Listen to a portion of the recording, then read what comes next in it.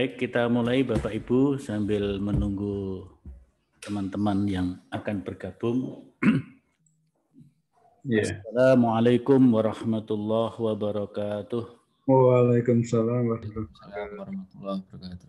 Innal hamdalillah nahmaduhu wa nasta'inuhu wa nastaghfiruh wa na'udzu billahi min syururi anfusina wa sayyiati a'malina. May yahdihillahu fala mudhillalah wa may yudlil fala hadiyalah. Asyhadu an la ilaha illallah wahdahu la syarikalah wa asyhadu anna Muhammadan abduhu wa rasuluh. Allahumma salli wa sallim wa barik ala Muhammad wa ala alihi wa ashabihi wa man tabi'ahum bi ihsanin ila yaumiddin. Amma ba'd. Bapak-bapak, ibu-ibu, para jamaah pengajian tarjih yang dirahmati oleh Allah. Alhamdulillah kita bertemu kembali di Selasa kedua di bulan Ramadan tahun 1442 ini untuk melanjutkan kajian kita masih di serial tuntunan Ramadan yang sudah kita mulai beberapa minggu sebelum datangnya bulan Ramadan. Pada pagi hari ini seperti yang diumumkan dalam undangan atau flyer, kita akan membahas tentang Qiyamu Ramadan atau sholat Qiyamul Lail di bulan Ramadan atau yang sering kita sebut dengan sholat tarawih. Ini merupakan salah satu amalan yang disunnahkan. Bahkan ini amalan sunnah yang masuk nomor 1 ya. Artinya yang paling diutamakan yaitu sholat tarawih atau Qiyamul Lail atau Qiyamu Ramadan. Hadis Nabi mendampingi man shoma Ramadana imanan wahtisaban itu berbunyi man qama Ramadana imanan wahtisaban ghufira lahu ma taqaddama min dzambi. Rawahul Bukhari wa Muslim wa ghairuhuma. Artinya hadis ini termasuk hadis yang terkenal, diriwayatkan tidak hanya 1-2 perawi, tapi oleh beberapa perawi hadis. Hadisnya sangat kuat ya. Barang siapa yang menegakkan Qiyamu Ramadan atau sering kita sebut dengan sholat tarawih. Tarawih itu dari kata asal kata utamanya roha yaruhu. Roha yaruhu. Kemudian di rawaha yurawwihu, itu artinya sholat tarawih itu, sholat Qiyamu Ramadan itu dilaksanakan dengan relatif santai. Santai itu banyak istirahatnya. Kalau 4-4 berarti 4 rakaat salam istirahat dulu. 4 rakaat lagi salam istirahat dulu. Kemudian 3 rakaat. Atau kalau 2-2 istirahat dulu. Jadi tarwihan rawaha yurawwihu itu istirahatnya berkali-kali, artinya dilaksanakan dengan santai. Maka kalau sholat tarawih kok ngebut itu ya tidak sesuai dengan makna tarawihnya. Nah, itu Qiyamu Ramadan apabila dilaksanakan dengan landasan iman kepada Allah, imanan wahtisaban. Ilmu ikhtisab itu memiliki beberapa makna ya. Makna yang pertama, ikhtisab itu ilmu ya. Ilmu tentang bidang tertentu. Nah, jadi kalau bidang dakwah, ilmu ikhtisab berarti ilmu tentang dakwah. Tapi kalau ikhtisab dikaitkan dengan Qiyamu Ramadan berarti ilmu tentang sholat tarawih ilmu tentang sholat Qiyamu Ramadan. Berarti kita melaksanakan Qiyamu Ramadan berdasarkan ilmu yang benar, yaitu menetapi dalil-dalil, menetapi tuntunan Nabi Shallallahu Alaihi Wasallam. Itu ihtisaban makna yang pertama. Ihtisaban makna yang kedua adalah mengharap perhitungan dan ridho dari Allah Ta'ala. Perhitungan amal yang dilakukan oleh Allah Ta'ala. Berarti mencari ridho Allah.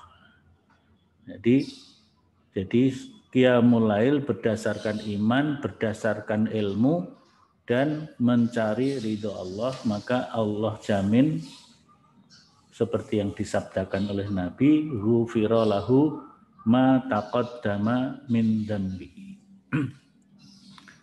Nah, Qiyamu Ramadan itu adalah sholat sunnah di malam hari yang dilaksanakan di bulan Ramadan. Maka disebut Qiyamu Ramadan. Waktunya ba'da sholatil isya hatta al-fajr, hatta qoblal fajr. Nah, sekarang fajarnya itu, fajar shodiknya itu ya masuknya adzan subuh itu. Adzan subuh itu setelah diteliti oleh Majelis Tarjih dengan beberapa pusat-pusat studi falak yang melakukan observasi di Sumatera Utara, Sumatera Utara, UMSU. Di Jakarta dilakukan di Jakarta dan UHAMKA. Di Jogja dilakukan oleh UAD, Universitas Ahmad Dahlan, dan beberapa person Majelis Tarjih. Jawa Tengah Pak Ruswa Darsono, Sekretaris Majelis Tarjih yang juga ahli falak, melakukan observasi sendiri. Di Jawa Timur ada Dr. Sri Yatin yang anggota Majelis Tarjih PP sekaligus anggota Majelis Tarjih Wilayah Jawa Timur, dan juga beliau menjadi kepala pengadilan agama di kabupaten, salah satu kabupaten di Jawa Timur, yang sering juga mendapatkan tugas untuk mengenai falak ini, karena falak ini ru'yah itu kalau orang mengaku melihat dan sebagainya itu kan disumpah, yang menyumpah adalah hakim agama.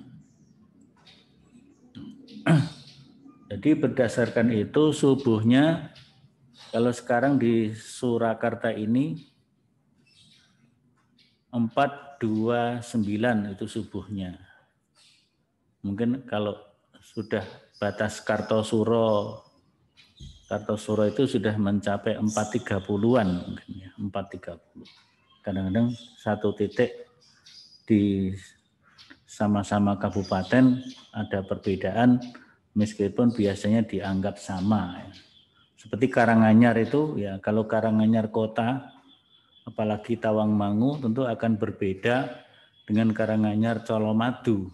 Titiknya berbeda, lintangnya beda, bujurnya beda, sehingga mungkin ada perbedaan 1 menit atau berapa, tapi biasanya dianggap sama.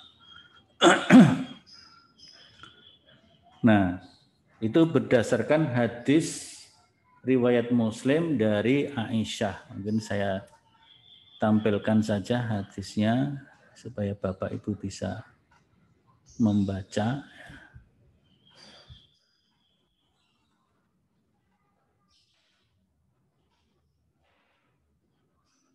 Sudah kelihatan ya ini?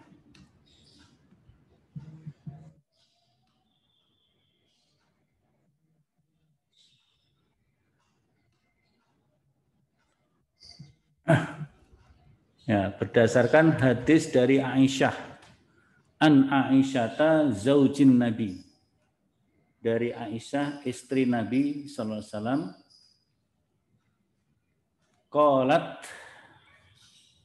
beliau berkata, Aisyah berkata, "Kana Rasulullah sallallahu alaihi wasallam yusalli fima baina ayyafrugha min salatil isya wa hiyallati yad'un nasu al-atamata ilal fajri ihda asyrata raq'atan." Dari Aisyah radhiyallahu anha, istri Nabi, diriwayatkan bahwa dia berkata, Aisyah berkata, Rasulullah selalu mengerjakan sholat malam pada waktu antara selesai isya yang disebut orang atamah. Atamah itu waktu sesudah selesai isya. Hingga fajar, hingga terbit fajar sotik tadi ya. Jadi fajar sotik ya sekarang di Surakarta dan sebagian besar Sukoharjo adalah 4:29, ada juga yang 4:30. Sebanyak 11 rakaat. Nah, berarti ini sholat malam atau qiyamul Ramadan atau sholat tarawih. Sekarang pelaksanaannya ya.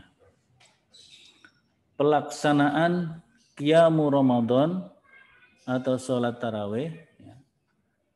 Di sini disebutkan sebaiknya dikerjakan secara berjamaah baik di masjid, mushola ataupun di rumah, dan dapat juga dikerjakan sendiri-sendiri. Tapi afdoliyatnya adalah dengan berjamaah. Ini berdasarkan sunnah sahabat dan juga sunnah Nabi ya. Jadi Nabi sendiri pernah bersama-sama para sahabat melaksanakan qiyamul Ramadan berjamaah di Masjid Nabi, di Masjid Nabawi. 3 malam berturut-turut. Malam pertama karena belum tersosialisasi mungkin yang datang sedikit. Malam kedua membludak tambah banyak. Malam ketiga tambah banyak lagi. Nah, malam keempat juga tambah banyak, tapi Nabi tidak keluar. Nabi tidak keluar menyertai para sahabat untuk melaksanakan sholat qiyamul Ramadan tersebut dengan berjamaah. Padahal para sahabat sudah menunggu. Maka pada besoknya ada yang menanyakan, kenapa Rasulullah tidak keluar bersama kami? Kami sudah menunggu semuanya. Nabi mengatakan, saya khawatir ini nanti dianggap wajib, atau dalam redaksi yang lain, saya khawatir nanti diwajibkan. Karena yang datang banyak, yang ikut banyak, berarti kan ringan-ringan saja, sehingga khawatir menjadi wajib.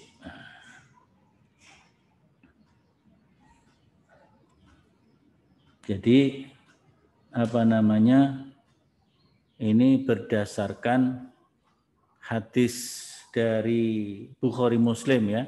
Nabi sudah pernah melaksanakan qiyamul Ramadan atau sholat tarawih secara berjamaah. Ini juga riwayat dari Aisyah ya, sama ya. Riwayat dari Aisyah juga yang menceritakan tadi ya. Jadi Aisyah mengatakan ya, an Aisyata ummil mukminin radhiyallahu anna Rasulullah sallallahu alaihi wasallam shalla dzata lailatin fil masjid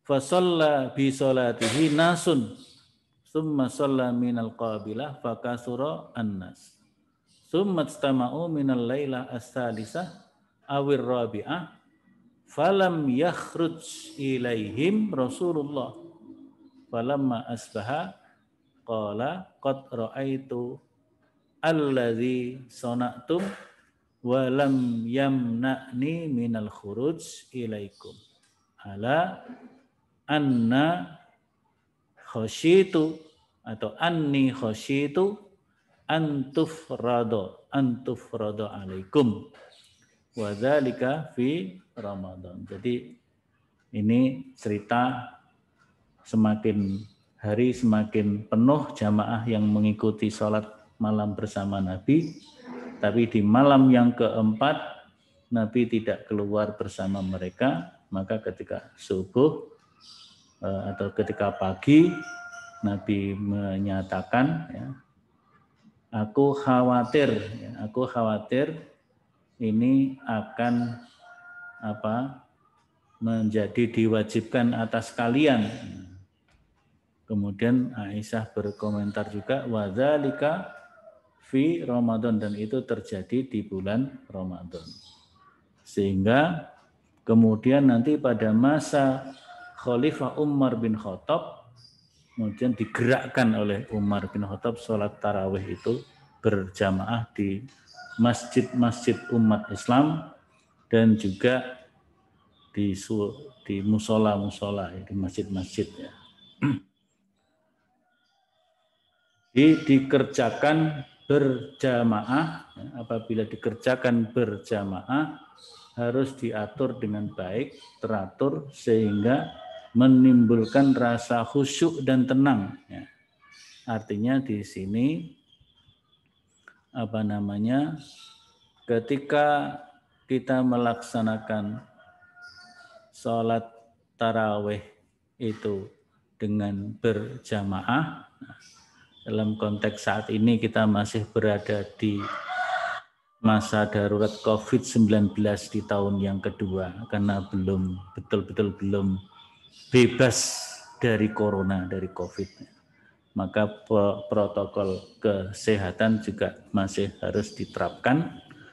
Ini sudah diperkuat di dalam surat edaran PP Muhammadiyah yang dilampiri dengan kajian fatwa atau dilampiri oleh fatwa Majelis Tarjih PP Muhammadiyah di menjelang Ramadan tahun ini, ya, menjelang Ramadan tahun ini, bahwa kalau pada hakikatnya masa corona ini masih sama dengan tahun yang lalu, tetapi karena mungkin sudah mulai menurun, ditandai dengan sedikitnya mungkin pasien sudah mulai berkurang juga.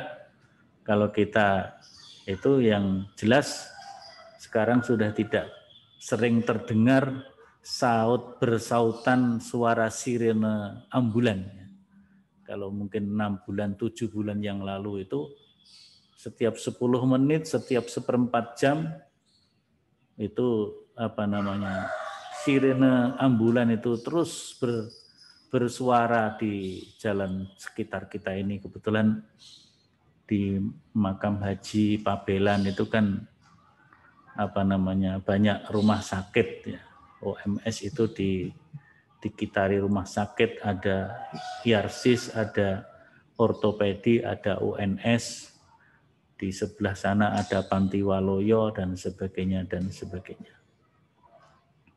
Nah, sekarang sudah mulai longgar sehingga ya masjid-masjid yang dianggap sudah relatif aman bisa diselenggarakan sholat tarawih atau sholat jamaah yang lainnya termasuk sholat Jumat dengan tetap menjaga protokol kesehatan. Maka di sini disebutkan apabila dikerjakan secara berjamaah maka harus diatur dengan baik, teratur, sehingga menimbulkan rasa khusyuk dan khidmat. Saf laki-laki dewasa di depan, anak-anak di belakangnya, dan saf wanita berada di paling belakang sebagaimana yang didasarkan kepada hadis Nabi dari Ibnu Khuzaimah dari Anas bin Malik. Saya mendirikan sholat di rumah saya bersama anak yatim di belakang Nabi, sedang ibuku Ummu Sulaim berada di belakang kami. Nah, Qiyamu Ramadan dikerjakan antara lain. Di Qiyamu Ramadan ini memiliki beberapa cara. Jumlahnya 11 rakaat, itu adalah hadis yang sangat terkenal, ya, dari Aisyah radhiyallahu anha bahwa Rasulullah SAW tidak pernah melebihi dalam sholat malamnya, baik di Ramadan maupun di luar Ramadan, dari 11 rakaat. Maka Rasulullah sallallahu alaihi wasallam yazidu fi Ramadan wala fi ghairihi ala ihda asyrata rakaatan. Jadi di situ dikerjakan dengan cara 4 rakaat tanpa tasyahud awal. Nah, di sini memang ada khilafiyah di sini ya. Dulu Ustadz Abdul Qadir Hasan dari Persis Bangil, nah, kemudian juga beberapa anggota Majelis Tarjih wilayah Jawa Barat, ya, terutama Garut mungkin tidak, tapi Tasikmalaya dan sebagainya, Majelis Tarjihnya memiliki pandangan yang mirip-mirip dengan Ustadz Abdul Qadir Hasan dari Persis. Kalau sholat tarawehnya 4 rakaat, ada tasyahud awalnya.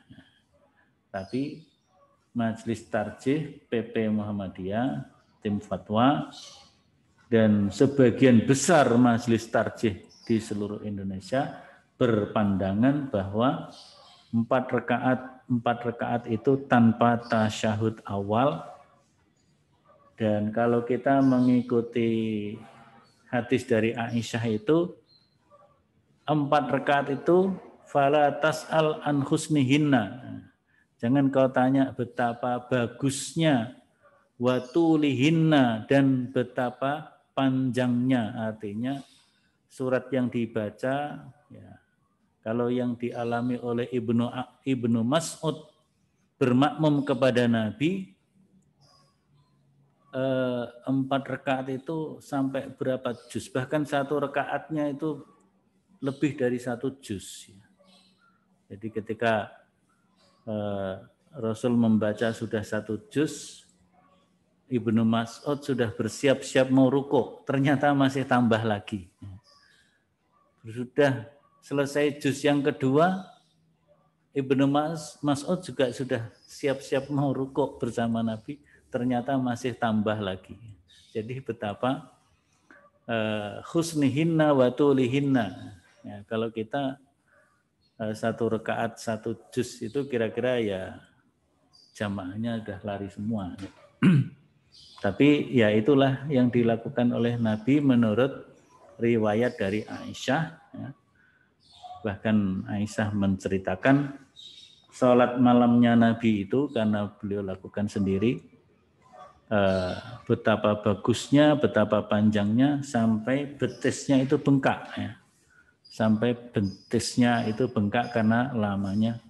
Bahkan antara tiang ke tiang diberi tali untuk bersandar supaya kuat ya. Jadi betapa panjangnya itu. Nah, tapi itu intinya 4, kemudian 4 tanpa tasyahud awal, kemudian salasan, kemudian ditutup dengan witir 3. Ini cara yang pertama.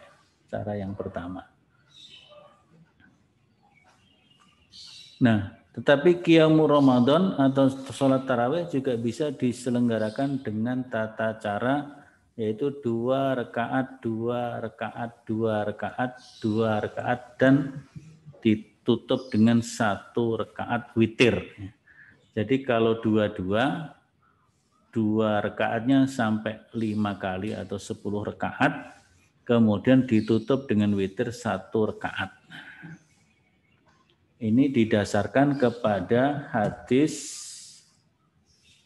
Zaid bin Khalid al-Juhani.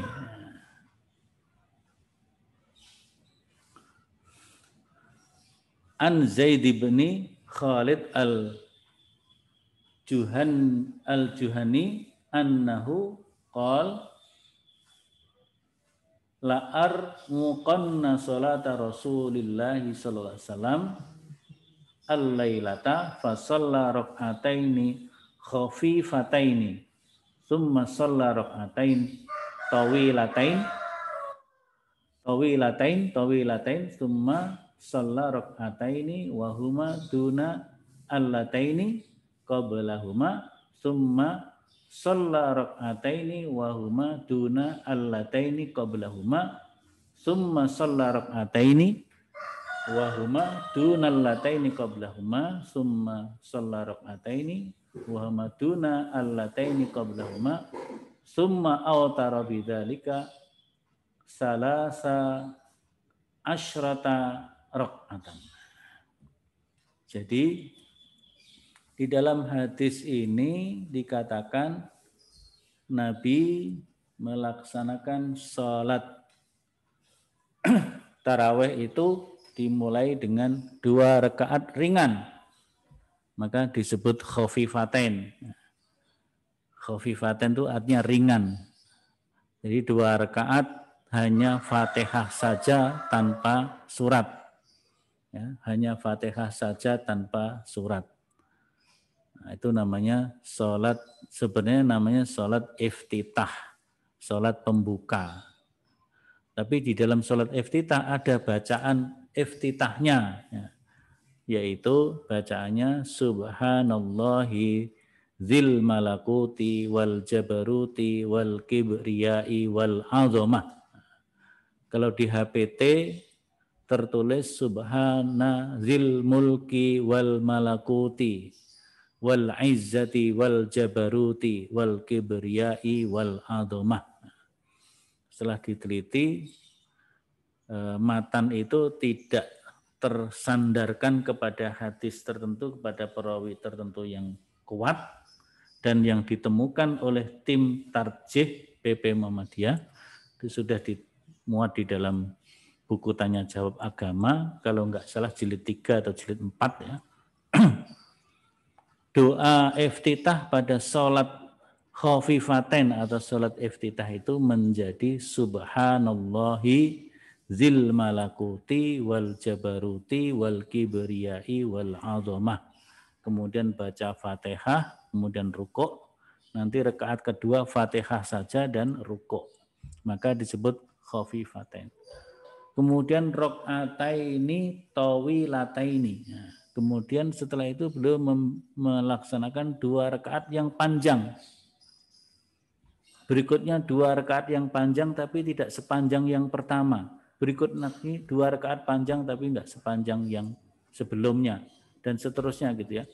Jadi pertama paling panjang, kemudian makin masih panjang juga tapi makin pendek gitu. Sampai kemudian ditutup dengan 1 rakaat sehingga disebutkan di situ summa autara fadzalika salasa asyrata rakaatan, sehingga beliau berwitir itu menjadi 13 rakaat. Menjadi 13 rakaat. Jadi kalau di dalam buku HPT itu witir itu bisa witir penutup, sholat dengan rakaat ganjil di akhir sholat malam, itu juga disebut witir. Tapi witir itu juga seluruh sholat malam itu, seluruh sholat malam itu kan jumlahnya ganjil.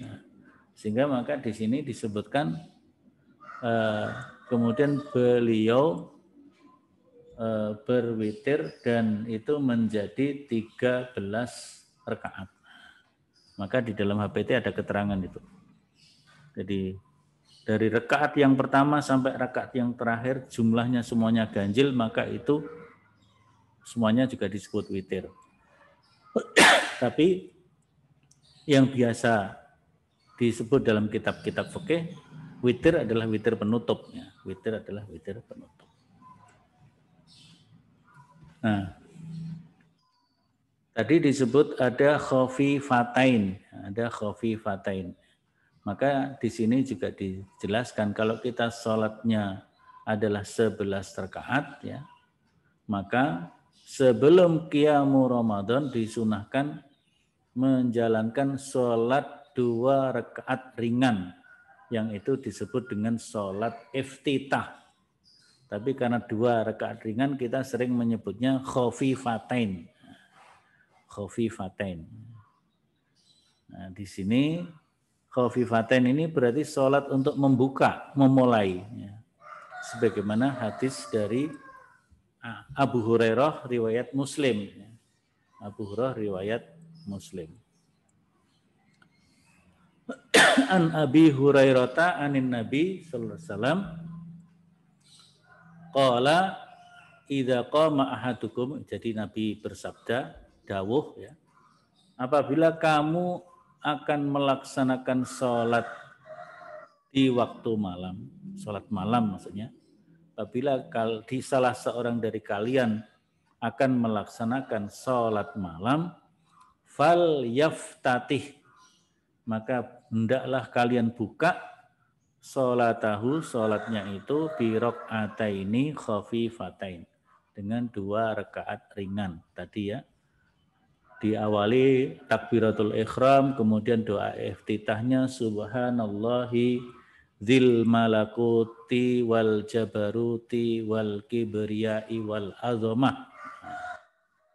Kemudian Fatihah, ruku, nanti seperti biasa rakaat kedua langsung Fatihah dan ruku, kemudian tasyahud. Salat iftitah dapat dikerjakan berjamaah sesuai dengan sholat tarawih, yang sebaiknya juga dikerjakan secara berjamaah. Jadi ini pendapat tarjih begitu ya. Jadi sholat iftitahnya karena menyatu dengan tarawihnya, maka dikerjakan secara berjamaah. Didasarkan kepada hadis Nabi an Makhramata Ibni Sulaiman anna Quraiban maula Ibni Abbas akhbarahu annahu qala sa'altu Ibna Abbas kaifa kanat salatu Rasulullah sallallahu alaihi wasallam bil lail, qala bittu indahu lailatan wa huwa inda Maimunah fanama hatta idza zahaba sulusul lail aw nisfahu istaiqadha faqama ila shanni fihi ma'un fatawadda'a wa tawaddatu ma'ahu summa qama faqumtu ila jambihi ala yasarihi faja'alani ala yaminihi summa wa doa yadahu ala ra'si ka'annahu yamassu udhuni ka'annahu yuqidhuni fa shalla rak'ataini khafifatain qad qara'a fihima bi ummil Qur'an fi kulli rak'atain. Jadi ini hadisnya agak panjang. Jadi Makhramah bin Sulaiman meriwayatkan, kemudian Quraiban maula Ibnu Abbas itu ya, bertanya atau menghabarkan ya, annahu qala sa'altu, ya, dia mengabarkan bahwa dia bertanya kepada Ibnu Abbas. Quraib itu bertanya kepada Ibnu Abbas bagaimana sholat malamnya Rasulullah. Maka Ibnu Abbas bercerita, suatu ketika aku bermalam bersama Nabi, wa huwa inda Maimunah, yaitu ketika Nabi tidur di rumah Ibu Maimunah. Jadi Nabi itu sepupunya Ibnu Abbas, tetapi istri Nabi Bu Maimunah itu bibinya Ibnu Abbas. Maka dia menginap bersama Rasul di rumah istri Nabi, yaitu Bu Maimunah. Kemudian ketika tidur, ya, setelah mencapai 1/3 malam terakhir atau setengah malam, beliau bangun, kemudian mengambil wudhu. Ibnu Abbas juga ikut ambil wudhu. Kemudian Ibnu Abbas sholat bersama Nabi, beliau berdiri di sebelah kiri. Kemudian dalam keadaan sholat disebutkan di faja'alani ala yamini. Kemudian Nabi memindahkan diriku ke sebelah kanannya dengan meletakkan tangannya di kepalaku seolah-olah dia menjewer kupingku, ya, menarik kupingku, kemudian digeret menuju sebelah kanan. Ini ada hukum yang bisa kita ambil. Sholat berjamaah dengan makmum satu orang, berdirinya tidak di sebelah kiri tapi di sebelah kanan. Tapi ini juga sekaligus menceritakan bahwa sholat tarawih, sholat qiyamul lail itu juga bisa dilaksanakan secara berjamaah, tidak di masjid tapi di rumah. Tidak di masjid tapi di rumah. Kemudian juga sekaligus di situ sholatnya diawali dengan rakaataini khafifatain.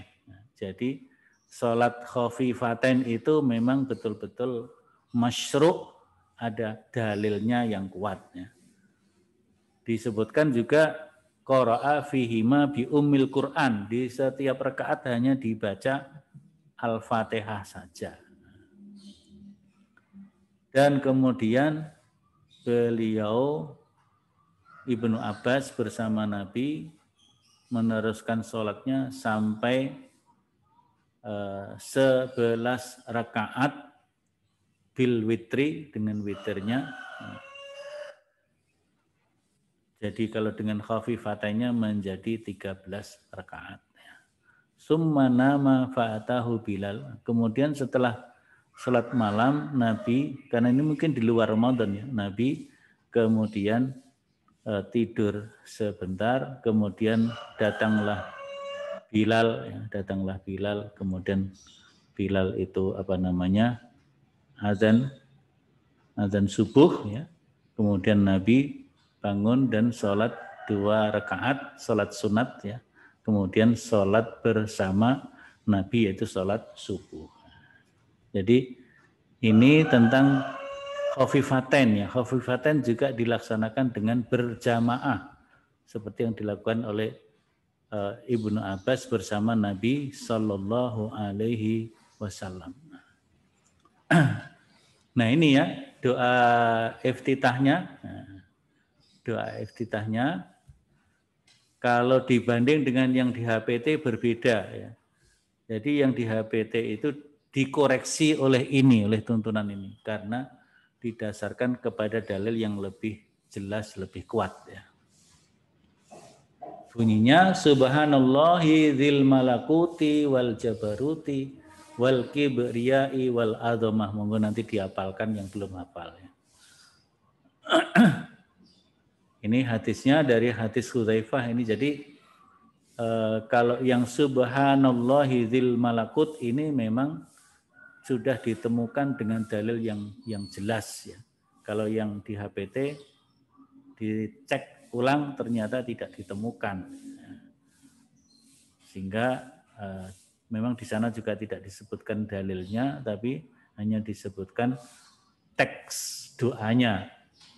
Di sana bunyinya subhanadzil mulki wal malakut wal izzati wal jabarut wal kibriya wal azamah.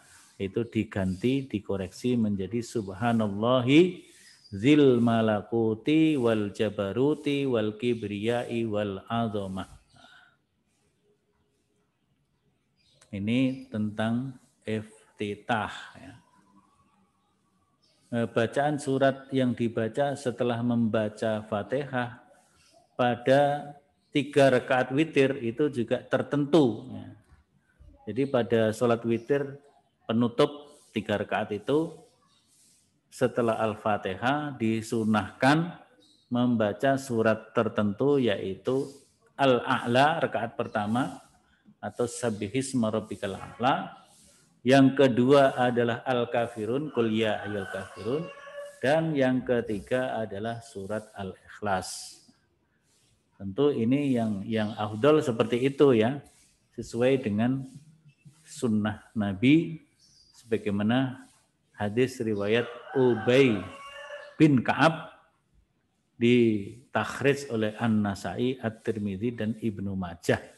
Dikatakan di sini an Ubay ibni Ka'bin qol anna nabiyya sallallahu alaihi wasallama kana yaqra'u fi raq'atil ula minal witri bisabbihi isma rabbikal a'la wa fis saniyati bikul ya ayyuhal kafirun wa fis salisati bikul huwallahu ahad.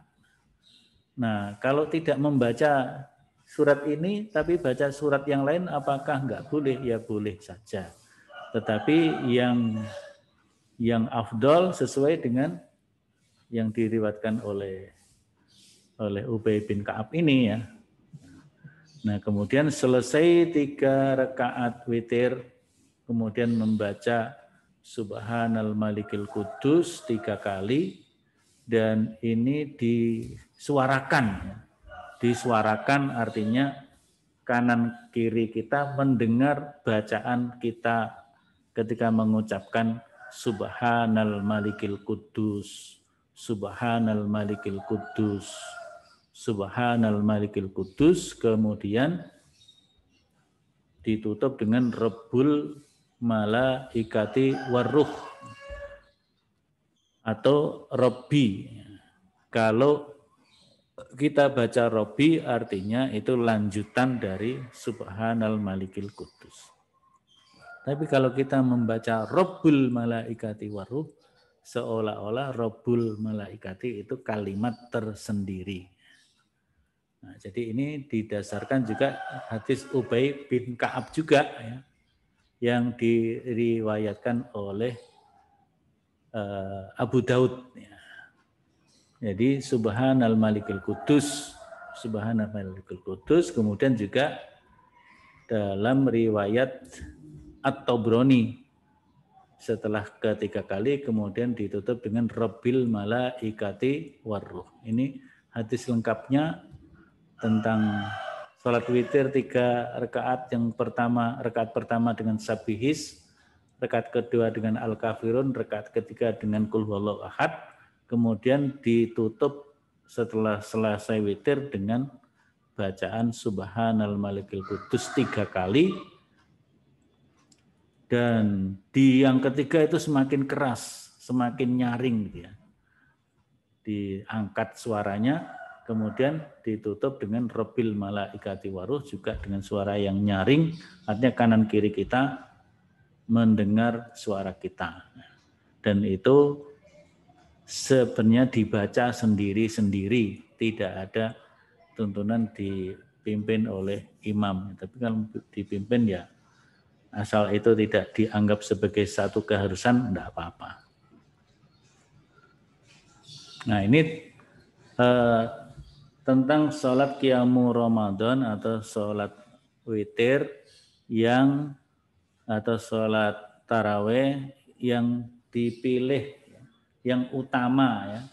Sebenarnya masih ada tata cara yang lain. Kalau di HPT itu bisa kita baca, ada yang 8 rakaat langsung ya, 8 rakaat langsung, kemudian witir 3.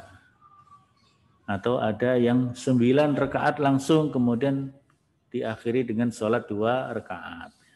Jadi itu beberapa tata cara, tetapi mungkin yang dalam tuntunan ini yang dipilih untuk dituntunkan, dan itu yang sudah biasa dikerjakan oleh umat Islam pada umumnya, dan itu mungkin yang mudah adalah yang 4-4-3 atau 22-22-21.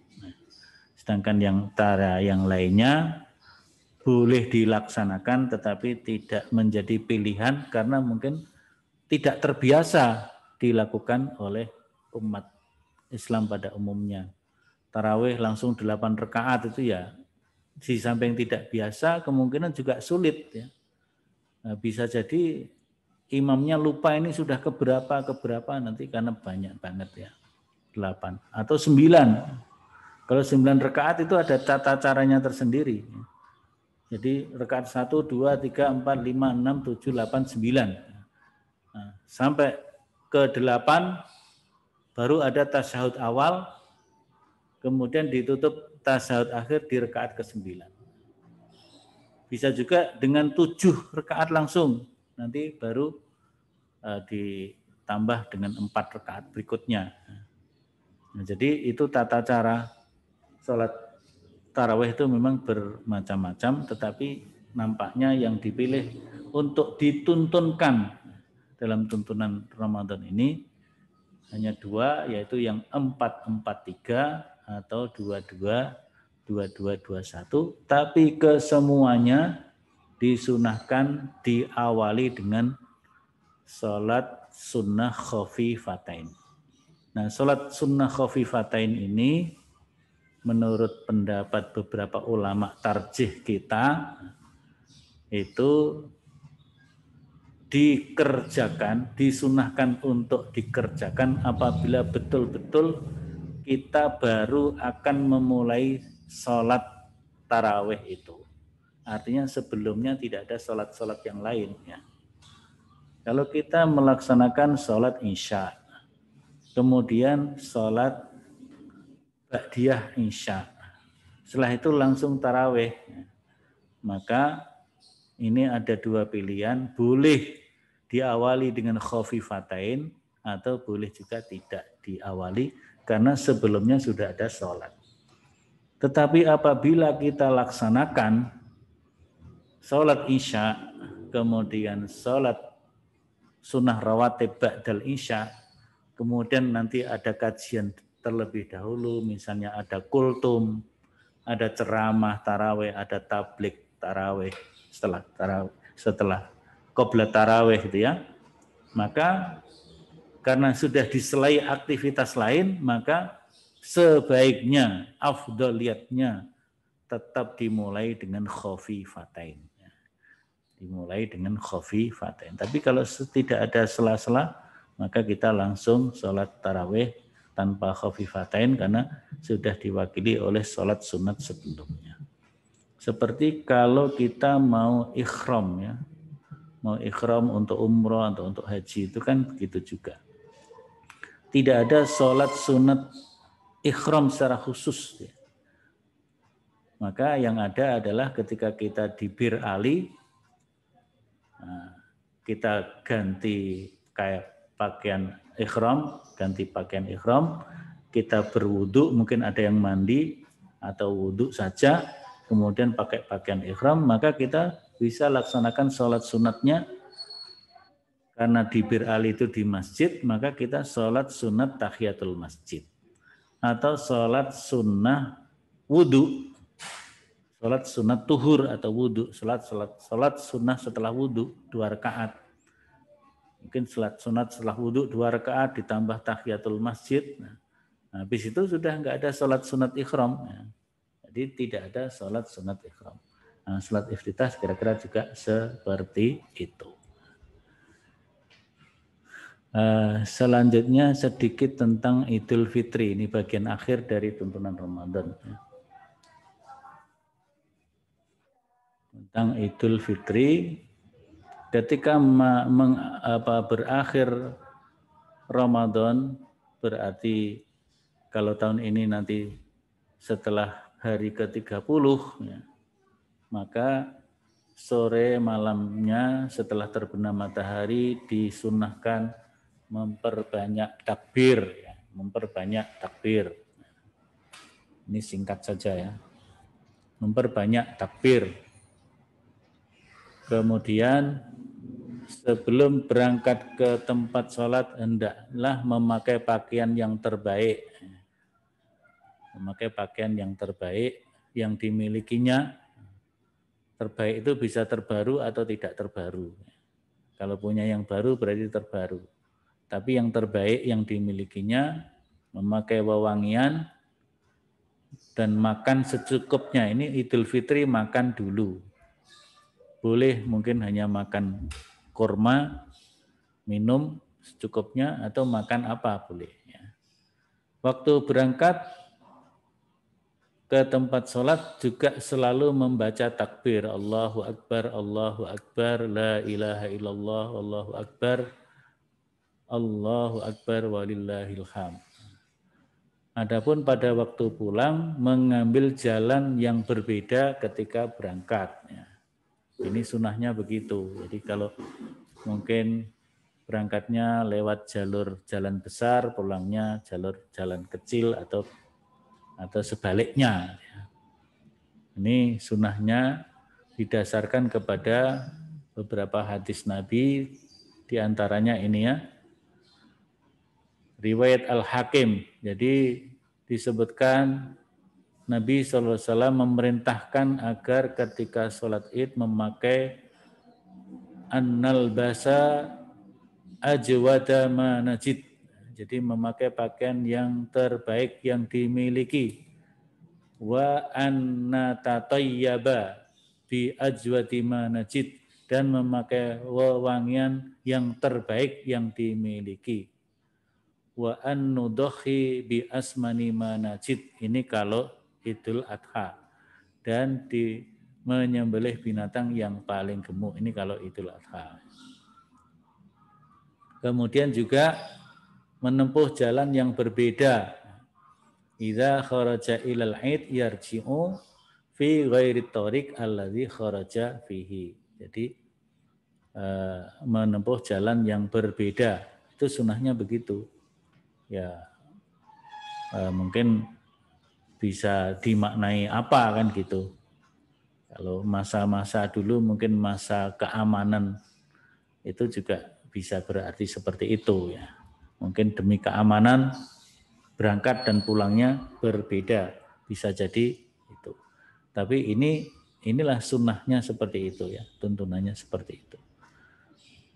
Kemudian minas sunnati ayyakhruja ilal aid masyian wa ayyakula syai'an qabla ayyakhruj. Jadi tadi sunnah makan terlebih dahulu, kemudian berangkat ke tempat sholat tentu apabila bisa dijangkau dengan berjalan kaki. Tapi kalau tempatnya jauh ya dengan berkendaraan. Kemudian hadis Nabi SAW juga ya, di sini disebutkan supaya diajak keluar ke tempat sholat semua, baik yang sedang sholat maupun tidak sholat ya. Di sini disebutkan Nabi memerintahkan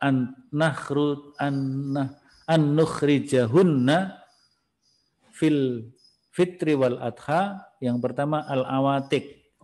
Al-awatik itu gadis remaja.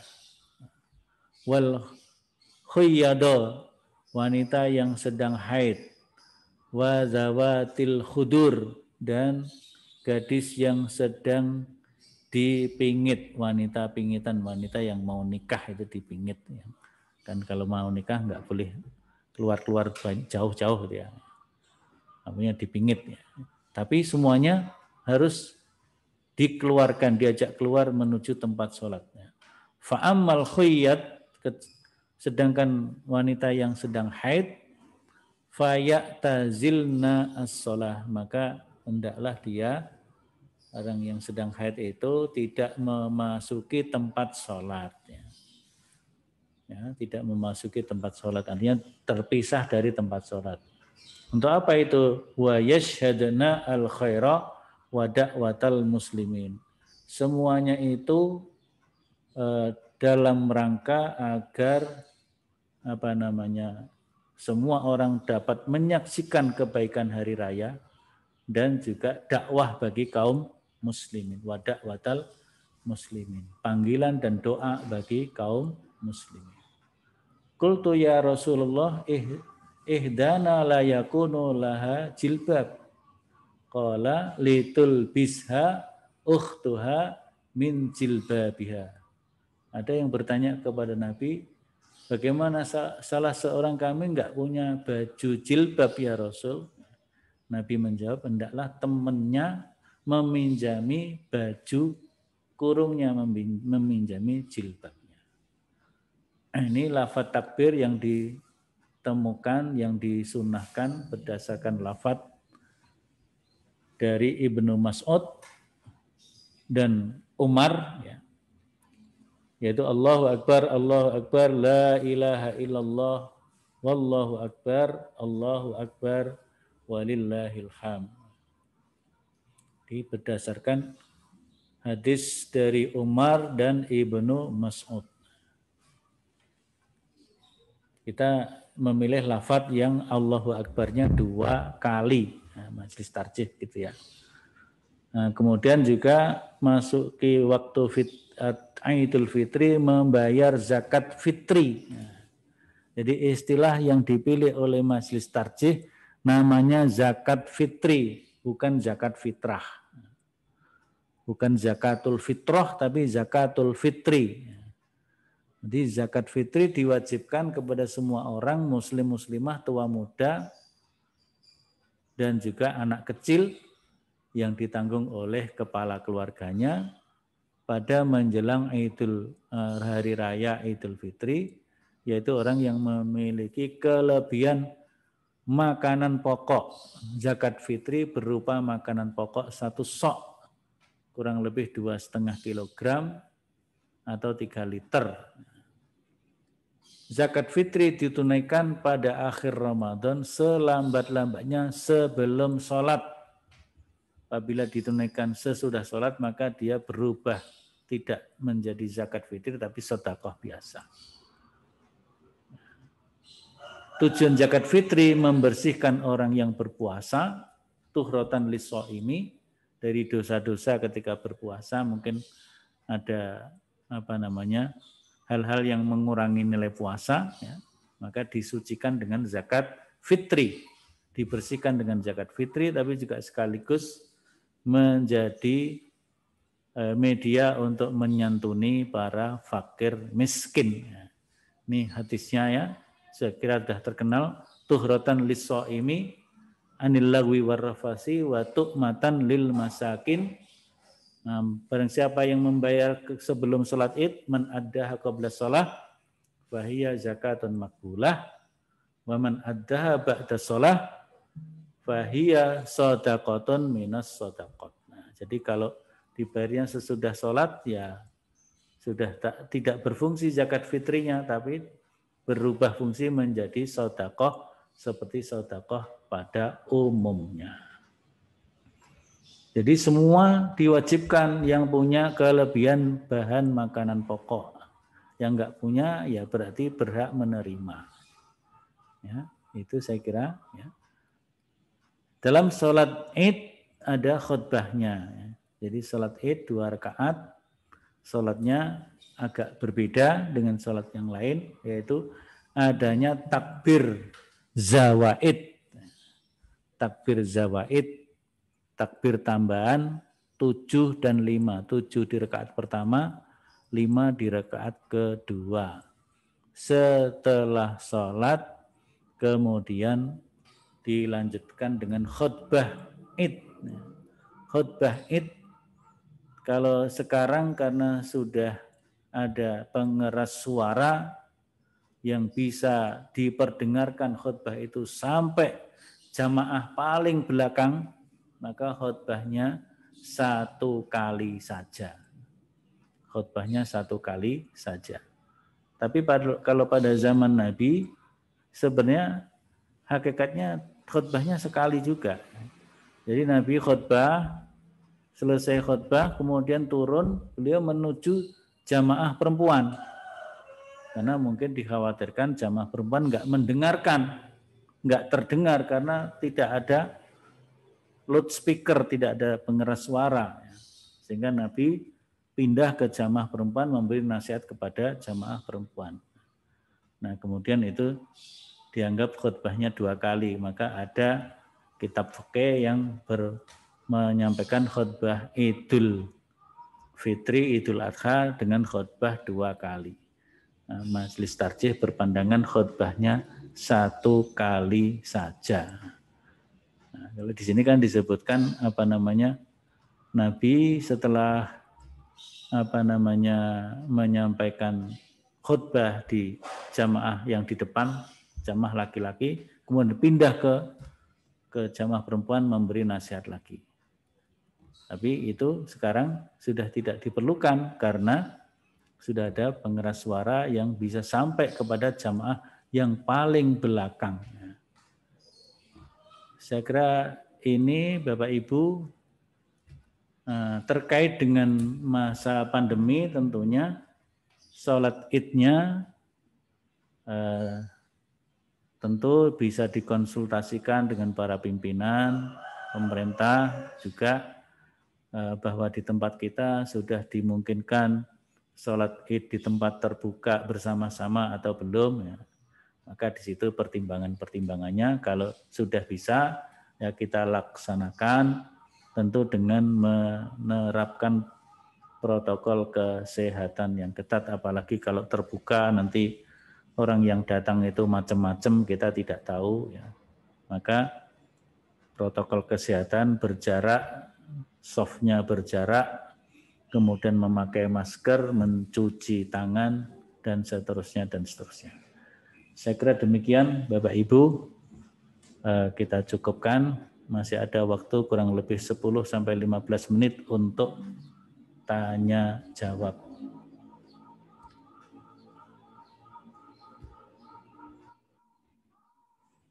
Saya lihat dulu di chat.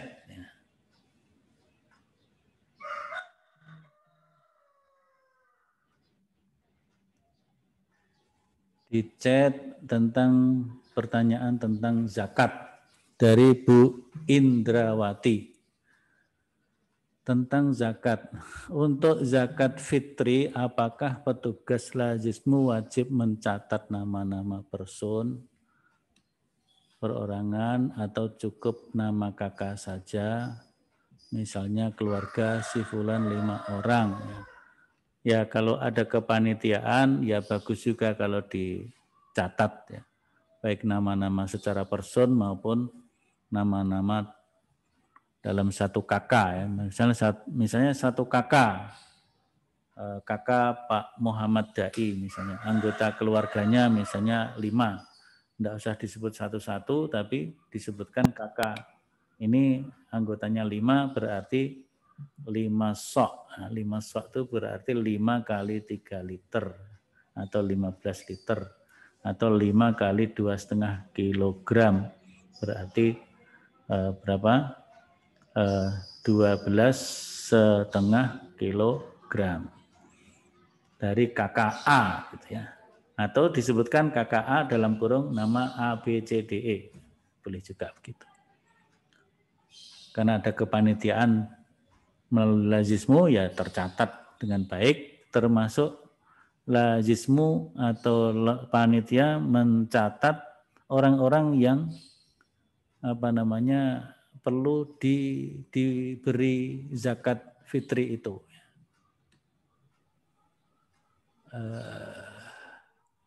Pak Mariono, kalau tarawihnya 22 terus witirnya 3 langsung tidak 21 bagaimana?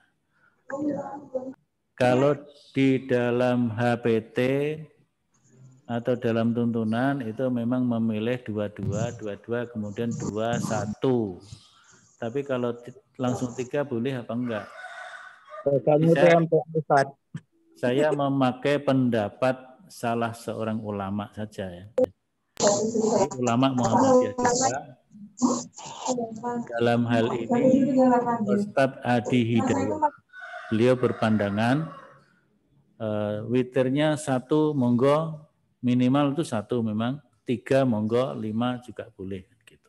Jadi kalau mau ditutup dengan 3 langsung juga ada yang membolehkannya berdasarkan tentu pertimbangan-pertimbangan dalil. Pak Anis Sumaji mohon apa ini? Ustaz Samsul. Mohon maaf, ini yang presensi. Ada yang bertanya lagi, bagaimana ucapan imam untuk mengingatkan jamaah mulai sholat tarawih dan witir? Ya, memulainya cukup sawu sufu vakum ya. Luruskan dan rapikan soft itu sudah ya. Ketika kita berdiri, luruskan, rapikan soft. Atau ya sholat, mari kita laksanakan sholat tarawih atau sholatut tarawih arba'a raka'atin rahimakumullah juga boleh, tidak usah dijawab. Jadi hanya komando saja enggak apa-apa. Antara 4 rakaat awal dan kedua jeda menuju sholat witir apakah hanya diam atau untuk istirahat atau ada doa? Tidak ada doa secara khusus. Ya. Tapi kalau kita menunggu menunggu sholat berikutnya, kemudian kita membaca apa saja kalimat-kalimat thayyibah juga tidak ada kesalahan. Tapi yang penting kan tidak ada doa secara khusus, tidak ada doa secara khusus. Ya kita diam saja juga. Ye, monggo. Ya, mau tanya ini Ustadz. Ye. Ini situasi yang saya hadapi di masjid di kampung saya ini sekarang ini. Kampung saya ini kan miskin ya, kampung miskin. Jadi alhamdulillah tarawihnya ataupun masjidnya udah semakin meriah. Cuman gini, ketika zakat fitri tadi, ini sudah beberapa tahun saya hanya mengambil keputusan ya dari pikiran saya sendiri selama ini. Jadi masyarakat di sini itu kalau zakat fitri itu mereka berzakat, tapi sebetulnya miskin. Sehingga waktu pembagian zakat fitri itu, pembagian beras, ketika tidak, yang zakat itu pernah dulu saya putuskan untuk tidak diberi karena sudah mampu membayar zakat, ternyata mereka marah. Karena tetangganya yang muslimnya tidak taat atau bahkan non-muslim, itu kok dapat beras, sementara yang rajin ke masjid kok malah nggak dapat beras. Nah, kita bingung, loh, ini kok iso gini. Akhirnya ya udahlah apa yang diinginkan walaupun tapi kita tahu bahwa mereka itu miskin. Akhirnya ya udah kita bagikan kembali zakatnya berasnya itu. Sehingga aneh jadinya, tapi ya gimana lagi daripada jadi berantem posisi, terutama yang membagikan beras ini yang paling takut sampai sekarang itu kalau membagikan, Pak nanti gimana ini yang sudah dalam daftar dia adalah pembayar zakat tapi mereka nanti pasti minta. Ya udahlah kasih sajalah aku bilang gitu. Nah ini gimana ini? Ya, jadi yang pertama kan perlu kita mengetahui ini orang-orang ini sebenarnya sedang berhak menerima zakat atau wajib bayar zakat. Jadi orang-orang yang miskin, fuqara wal masakin itu memang berhak menerima zakat fitri. Tapi mungkin karena kanan kiri bayar semua dia ingin bayar, ya enggak apa-apa, dia ingin bayar kita terima bayarnya, tapi karena hakikatnya dia berhak menerima ya kita bagi. Itu yang pertama. Kalau apalagi kalau enggak diberi kemudian ada marah-marah itu. Yang kedua ya perlu kita beri penjelasan. Perlu kita beri penjelasan bagi yang wajib membayar zakat fitri itu hanya orang yang memiliki kelebihan bahan makanan pokok di hari Idul Fitri. Di hari Idul Fitri itu baru dia punya kewajiban bayar zakat fitri. Tapi kalau enggak ya dia justru berhak menerima zakat fitri, apalagi minal fuqara wal masakin. Ya, itu ya. Itu Pak Farid. Jadi memang itu berarti dakwah kita perlu kita lancarkan supaya mereka memahami. Kalau belum memahami ya begitu. Nah, panitia memetakan, walaupun dia bayar tapi sebenarnya dia ini layaknya menerima, maka dibagi juga meskipun sudah bayar. Jadi mungkin mereka yang seperti itu pandangannya seperti orang kendurenan di masjid itu berangkat bawa berkat dewe-dewe, kemudian dicampur, nanti pulang bawa berkat lagi, berkatnya punyanya orang lain, tukeran, dikira seperti itu. Mungkin ada pandangan seperti itu juga. Nah, sehingga menerima berasnya, tukeran beras yang saya terima adalah berasnya orang lain, dan sebagainya, dan sebagainya. Mungkin ada pandangan seperti itu sehingga perlu dijelaskan. Kemudian ini masih yang di chat tadi, bagaimana kalau saat lingkungan kita tidak membaca doa secara jahar setelah witir, apakah kita tiba-tiba nyeleduk baca doa, bacaan lirih. Nah, jadi bacaannya yang penting terdengar di kanan kiri aja itu kalau sholat, kalau bacanya sendiri-sendiri. Tapi kalau di masjid itu terbiasa dikomandoi oleh imamnya, ya nggak apa-apa, silahkan. Pak Soleh, amplop permintaan sedekah dan zakat datang dari mana-mana, tidak mungkin dilayani semua karena keterbatasan jumlah dana sedekah zakat. Mana yang harus diprioritaskan? Ya, yang diprioritaskan yang betul-betul memang membutuhkan. Memang apalagi sekarang ini banyak orang memang kadang golek-golek gitu ya. Kadang golek-golek, ya. Kita tidak tahu persis. Maka kalau bagus kalau bisa di cross check itu lebih bagus lagi. Biasanya kalau lembaga-lembaga mungkin bisa meng-cross check. Dulu misalnya SMA Negeri 4 gitu ya. Kebetulan ada sebuah pesantren di mana daerah selatan ya, Sukarjo Selatan atau Gunung Kidul. Nah itu dicek. Nah ternyata memang ini layak untuk dikirim zakat fitrinya ya dikirim. Kalau hanya kadang-kadang hanya nyari-nyari nanti beras yang terkumpul dipakai sendiri, dijual dan sebagainya itu kan kadang-kadang ada yang cari-cari seperti itu. Ya keadaan akhir zaman seperti itu. Baik, saya kira itu. Ada lagi yang di luar chat yang mau langsung di samping tadi Kak dari kan Pak Farid Solo itu ya. Pak Farid Solo mana itu ya?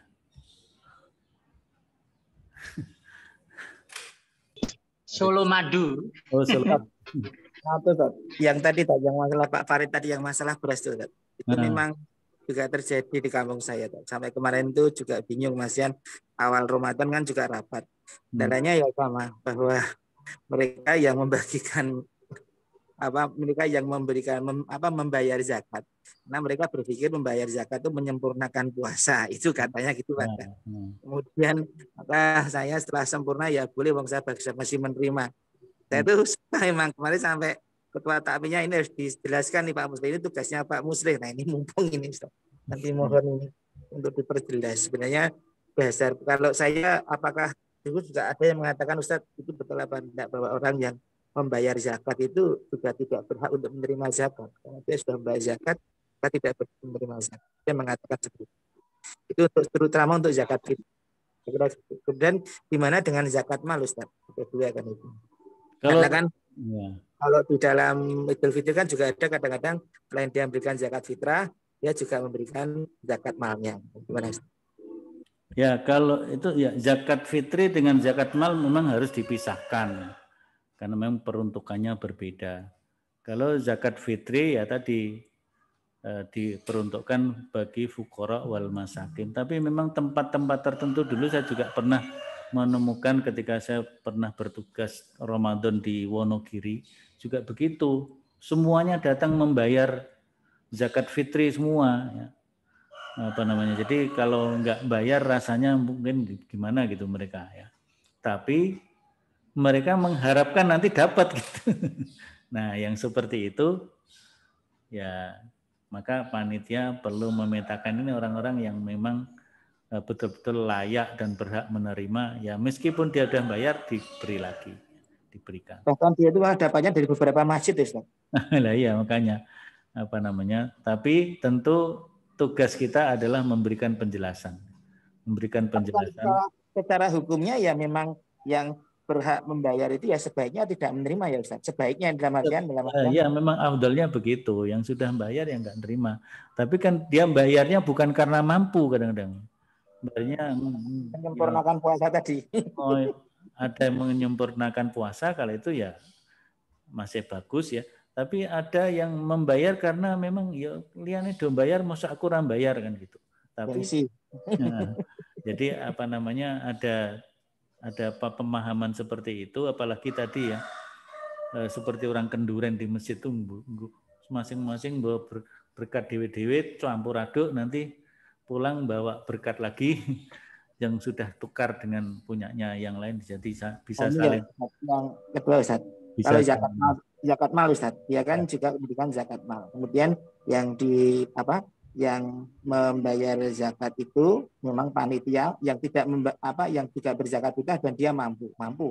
Tapi apakah panitia zakat mal ini juga berhak mendapatkan bagian daripada penerimaan zakat mal itu? Boleh menerima maksudnya? Panitia zakat mal itu kan termasuk kategori wal amilina 'alaiha. Wal amilina 'alaiha pada dasarnya berhak menerima. Tapi sekarang kalau sudah dilembagakan zakat itu menjadi lazis, ya, lazis. Itu maka yang dia menjadi pegawai maka dia berhak menerima dalam bentuk gaji, ya, dalam bentuk gaji atau honor yang diberikan oleh pengurus. Tapi kalau pengurusnya ini kan dia pengurus ini mungkin dewan pengurus ini tidak menjadi pegawai dan dia sebenarnya orang yang mampu dan dia juga berzakat, dia ini hanya sebagai pengawas, pengurus supaya pengelolaan zakat itu bagus. Pelaksananya adalah orang-orang yang bekerja, ya. Yang bekerja itu yang mendapatkan bagian dari zakat itu dalam bentuk honor atau gaji. Pada prinsipnya panitia pembagian zakat mal itu berhak untuk menerima bagian daripada itu. Pada dasarnya berhak karena dia menjadi amil. Tapi kalau sekarang kan sudah ada manajemen modern seperti itu, bisa dipilahkan mana pengurus panitia yang berhak menerima dan yang tidak.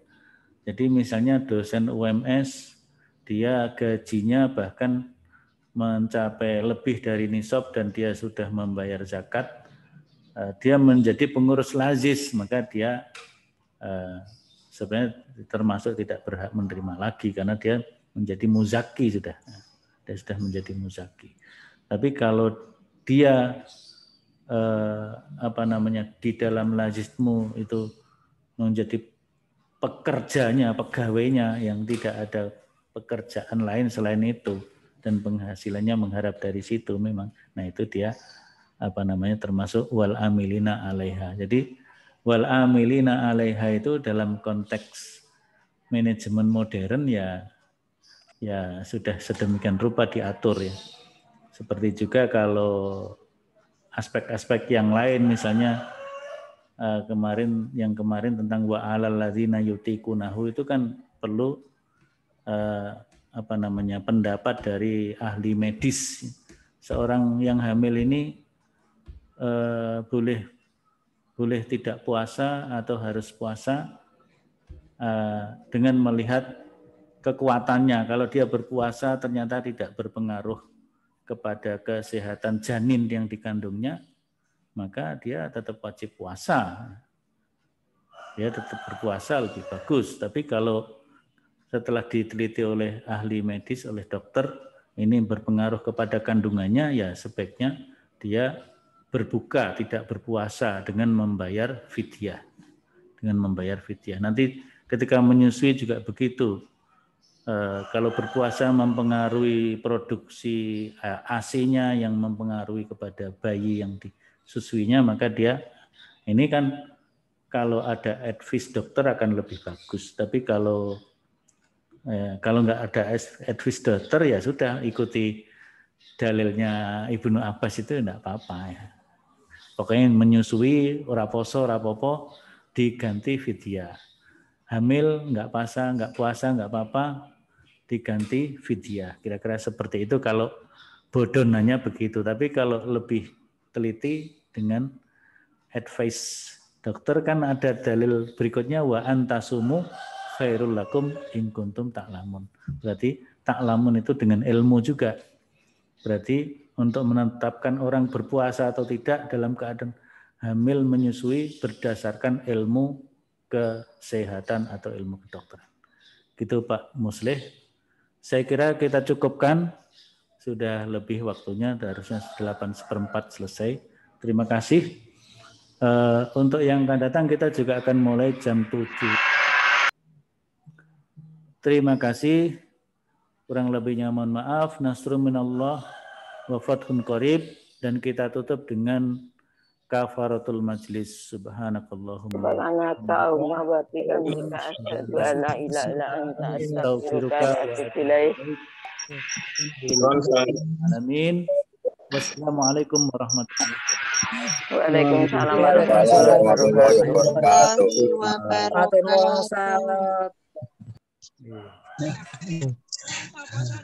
Turun, Kak Sul. Yeah.